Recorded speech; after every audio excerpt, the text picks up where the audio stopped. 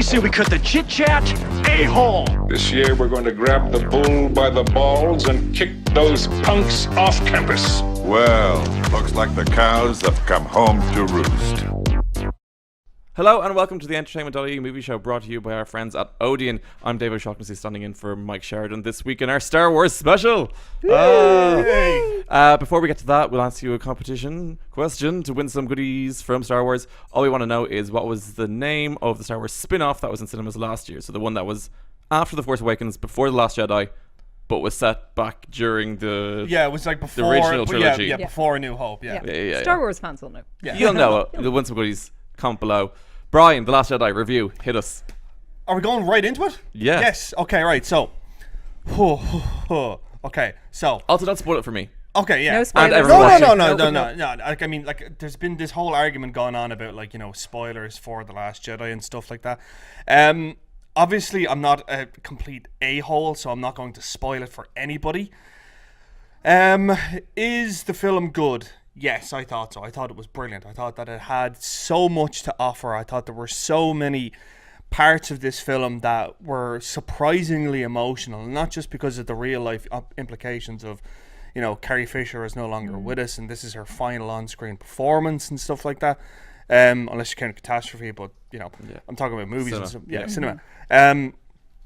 It's just, it really kind of captured the kind of the optimism I always found in Star Wars. Do you know that kind of way? That it's just such an optimistic film that, like, you know, it's, you know, triumph over evil, you know, the odds are completely against anyone winning, but we're going to do it anyway, that sort of thing. It really kind of captured that essence. But at the same time as well, Rian Johnson, like, the way that he kind of directs and the way that the film is kind of shot and edited and put together, like, it is really different from everything that's come up until now. Like, I mean, it's just, it's in very a good way. in a good way. Oh yeah, completely in a good way. Like, if you've ever watched Looper, I was just gonna say, is it like, okay, it's really kind of like Looper had a lot of like visual kind of quirks to it. You know, that kind of way. There was a lot of like deep focus shots where it just looked incredible and stuff like that. And The Last Jedi has that as well. And there's even, and this is another thing, if you're big into Deirdre, because I know you are, if you're into your black and white classics, like your Howard Hughes, like your 1927 classics, there are references to them in this film. Yeah, there's like one scene in it that is a shot-for-shot remake of this film called Wings that Howard Hughes did. It's like this really famous tracking shot of, like, it goes through a casino bar and, like, everyone kind of... Yeah, you know the one. Yeah. They do that shot-for-shot in The Last Jedi. Like, that'll just tell you the level of kind of, so like... he's like movie lovers. Oh, like, well, movie. love it. Exactly, Okay. yeah. If you love movies in general, it doesn't even have to be Star Wars, you're going to get something out of this, you know? Now, there has been some criticism, or at least, you know, some of the other reviews that I've read have kind of argued that the film is kind of dull and kind of boring and sort of, I don't know, kind of too laboured or something like that. And I will admit, I mean, the second act in particular, I think, is very... It does go into a lot of detail and it does kind of, I suppose, kind of labour certain points. But I don't know, like, I mean... It's a case of the time, like, you're still in the Star Wars universe, so it's still fun. Yeah. Would be your argument. And see, this is it. Now, this is the point I would make, is because, like, I freely admit I am a Star Wars fan and I wanted to see this, you know, that kind of way. I wanted to know what those details were. But for anyone else who's on the outside, it's just kind of like, well, what does this have to do with the price of tea in China? You know, that kind of way. But it still engaged me. Like, it's still really, like, it immersed me and it was really transportive and it just really takes you away. And I think that's something that Rian Johnson really captured, was the fact that it's such an immersive experience watching it, you know? Yeah, and what do you think of their characters, the acting? Yeah, it was really good. Like, I mean... That's the word I was looking for. Performances. characters and the acting. That the thing. acting. Yeah. No, like, I mean, Mark Hamill, I think, really did give a performance of his career. I mean, I think that it is so markedly different from, you know, The Last Jedi and The Empire Strikes Back. It's like he's a completely different character. And Return of the Jedi, yeah. It's a completely different character. You know, that kind of way. Like, you could not compare one with the other. You really couldn't, like. And so I did read the thing about Mark Hamill where he... Basically, J.J. Abrams didn't tell him he was only going to be in the last scene of The Force Awakens for ages. Yeah.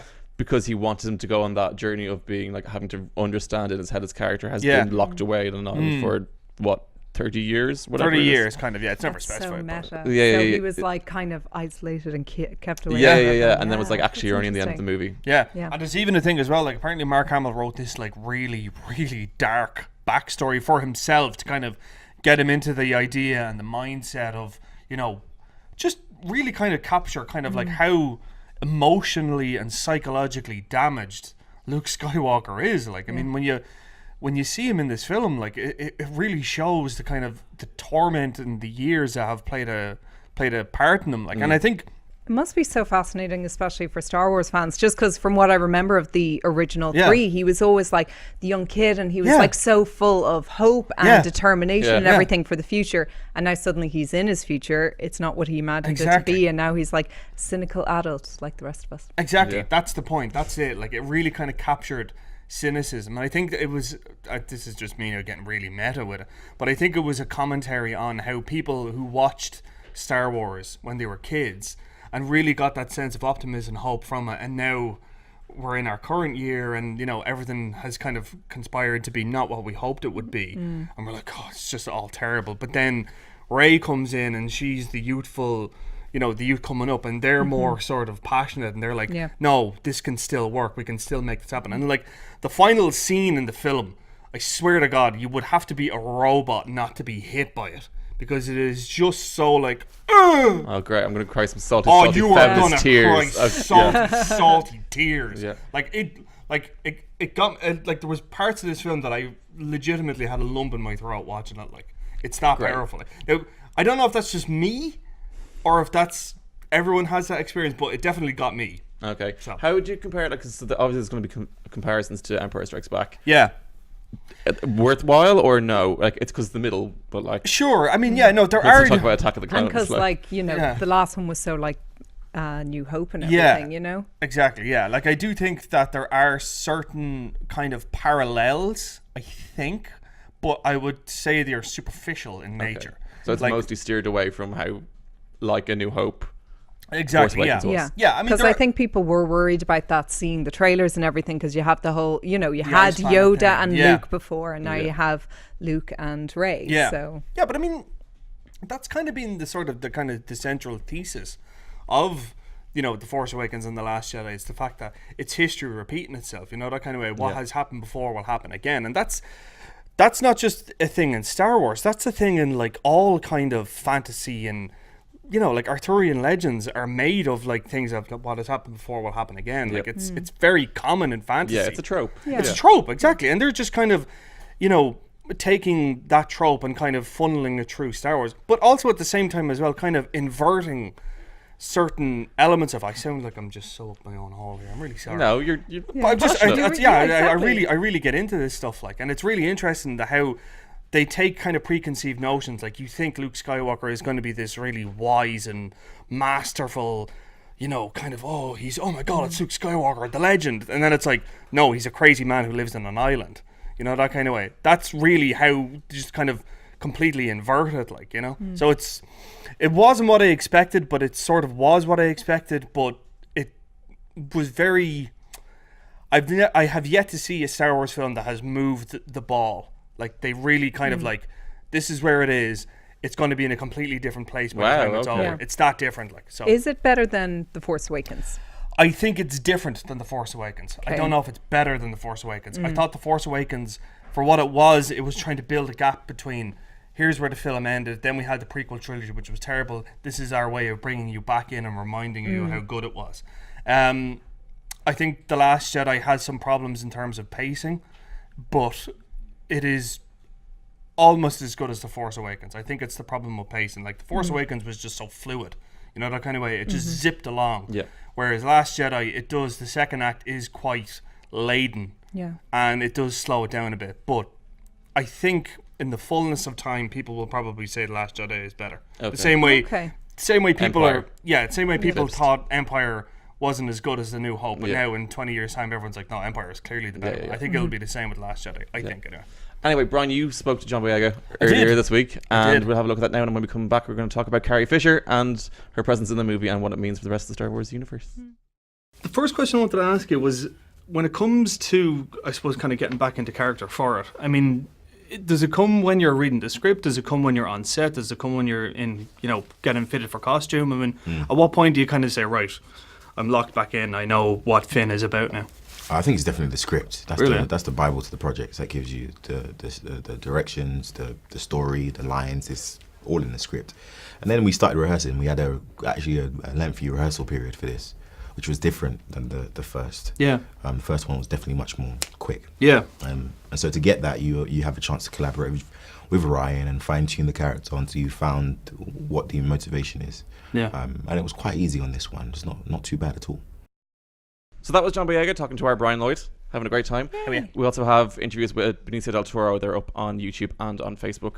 You can find them there. Carrie Fisher. Yeah. Last time on the big screen. Last time on screen. And it's funny because I was watching it and it was really kind of like, it really hit me because I want to see what happens next to the character. I want to know where she's going from this. And we won't get to know. Yeah. I mean, they've said in episode 9 they're not going to bring her back. Obviously, yeah. They're not going to use that One film thing. from the competition. Oh yeah, yes, that film from the where she's completely CGI. Yes. Yeah, they're not doing that. And to be fair, I think that's good. I think that's a respectful thing because you don't want to get into that whole thing of like bringing people back from. I mean, they did it in that film that is in the competition. Yeah. With a character, Grand Moff Tarkin, who Peter Cushing. Yeah, and it was weird. weird. It for me, it looked. Yeah. And with her at the very end.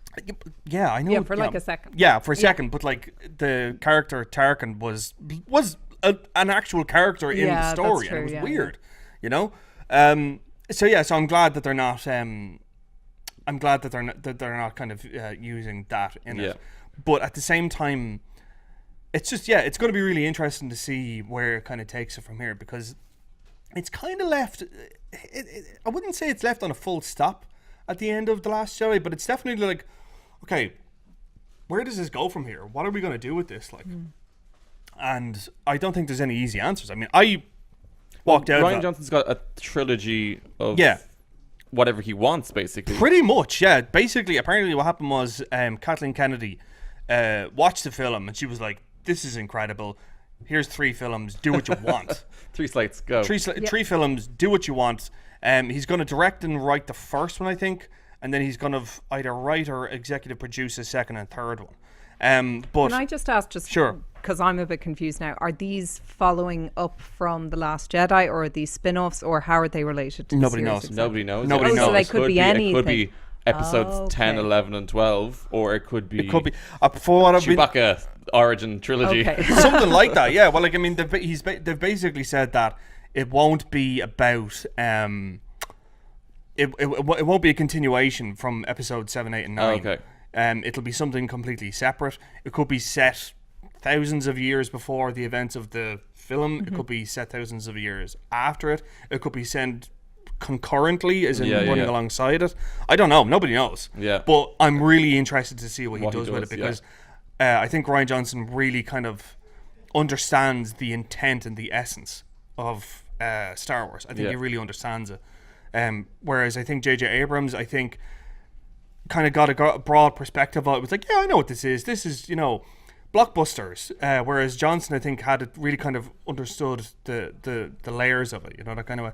So yeah, I'm definitely excited to see what he does with it. Okay, and in terms of J.J. Abrams returning for episode 9, how do you feel about that? What do you think? Because I mean, I haven't seen The Last Jedi, so I can't comment on Rian Johnson's directorial work. Yeah. But like having rewatched Force Awakens recently. Yeah, it's on Netflix now. Yeah, it's great, and it's really nice to see in like a big screen, like 4K in your own home. You're just like, it's all in.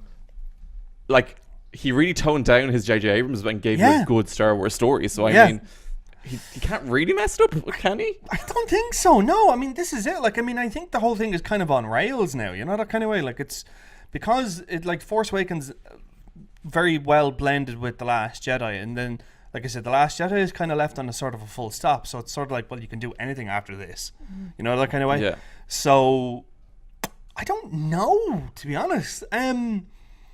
I don't want it to be a situation where it was like Star Trek and Star Trek Into Darkness, because if you ever watch Into Darkness, it basically just feels like the first film but with a slightly different villain. It kind of feels like a shot for shot repeat of it. Yeah. And I wouldn't want to see a shot-for-shot repeat of The Force Awakens because it was sort of like not a shot-for-shot repeat, but it had themes with A New Hope.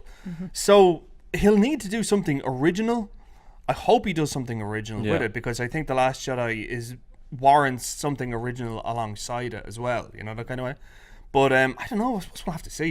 It wouldn't surprise me though if J.J. Abrams decides, actually, do you know what, I don't want to direct this, and they get somebody else to do it. I wouldn't surprise me in the slightest either. Yeah, well, would not surprise me in the slightest. Even though are they not in pre-production? They're already? on pre-production, but like, I mean, they're in pre-production in the way that, like, yeah, okay, we're gonna start making this eventually. Yeah, it wouldn't surprise me if like it got, like about a month from now or something like that, J.J. Abrams decides to bow out and they bring in some other director to do it. Oh. Yeah. And like, I'd be interested to know, I mean, obviously we're never going to know, but I would love to know why Colin Trevorrow bowed out. Well, that's probably going to be like locked away in a Oh vault. yeah, that's and what we're I'm saying. That will gonna never, find it. it'll be 20, 30 years before we know what happened there, but I'd love to know what happened. What do you think, Dee? What are you looking forward to? Or if you're looking forward to Ron Howard's take on Han Solo? Yeah, I don't know, because of the messiness surrounding that project, to be honest. The fact that they got rid of Phil Lord and Chris Miller. I would have really liked to see their take on it Same. and everything, because I really love their work. So I don't know what it's going to be like, because having seen Justice League, which was like, you know, yeah, but similar story in like the director changed at the last minute, and that ended up being quite messy as a result. Yeah. So I'm not feeling super optimistic, to be honest. And as well, just because I'm not kind of so super invested in the Star Wars movies that I can't wait to see the spin-off of this character or that character. Yeah. So I don't know, I'd be a bit kind of cautious, I'd say. I still want to see it, but cautious would be my kind of take going into it, I suppose. Yeah. Brian? Same? Yeah, same, to be honest. Yeah, I mean, like Ron Howard, like God bless him, like he's I don't want to say he's a hack, but He gets the job. He gets the job done, but not necessarily. That's it. way of saying There it. you go. Yeah. That's the polite way of saying it. Yeah, he gets the job done. He's a really workman-like director, and I don't mean that in a bad way. It's just that he knows how to make a script work. He knows how to like take something and like, right, we're going to get this to the end of the job. Rush was brilliant. I really loved Rush. I think Rush is like a really Chris Hemsworth. Chris Hemsworth and Daniel Brühl, the one about Niki Lauda. I thought that was a really, really underrated film. I thought In the Heart of the Sea was good, but kind of a bit boring and kind of a bit, you know, like Cocoon and stuff like that, or you know, any of the films that Ron Howard's done, they're good, but there is a certain sort of plainness, I guess you could say. No, he's not very adventurous. Exactly, that's my point. And maybe that's what they needed, because apparently Phil Lord and Chris Miller were just like completely improvising all their scenes, and it was the rumor going around is, now again, I don't have anything to back this up, but the rumor is going around was that the tone was more akin to, wait for this now, Ace Ventura. Yeah, Yeah. that's a random Oh my one. god. Yeah. Fair, I would watch. I would too. Yeah. I would watch that I'd be movie. interested I in would seeing too. that, Like yeah. Thor Ragnarok. Yeah. I was just going to say a Yeah, Taika that's- Waititi Star Wars spin-off. I would totally be on board with Yeah. that completely. So it'll be interesting. That's all I can say about, like, yeah, cautious. I'm interested. I'm interested to see what they come up with. So And after, so we've got The Last Jedi is this week. Next year it's Han Solo. Then the following year it's Episode 9. yeah, And then after that we've question mark at the moment. Apart big from question mark. Yeah, Ryan Johnson's trilogy. Ryan and- Johnson's trilogy, and Well, I mean, aren't they supposed to be? I think the Obi-Wan Kenobi one as well. They're working on that one as well, aren't yeah, they? well, well, Yeah. I mean, it hasn't been officially. That's what they're saying. That's what they're saying. It Yeah. hasn't been officially announced yet, but the rumor is that they're going to make an Obi-Wan Kenobi spin-off, and that possibly Yeah. Ewan McGregor may be coming back for that. Oh, okay. There's a lot. I mean, there's a lot of goodwill for Ewan McGregor Yeah. returning for this. And he did the voice in the Force Awakens. Yeah, so- he did like literally one. Yeah. They brought him in for one kind of scene where One he clip, just one one audio clip, one bite. audio clip, which is brilliant. I think Yeah. that's so cool. Like the fact that they were prepared to go that far with it. You know. Yeah, I'd be interested to see. I would love to see an Obi-Wan Kenobi spin-off. That could be really interesting, yeah. I think that could be really A cool. one-off, maybe not a trilogy. Oh no, God no! You Yeah. couldn't watch a trilogy, you know. We should mention Ferdinand is also in the cinema this week if you want to see something that's not Star Wars. But For really young kids. It's okay. Yeah. it's John Cena as a bull. Yeah, it's. There you go. If you're into that. Yeah.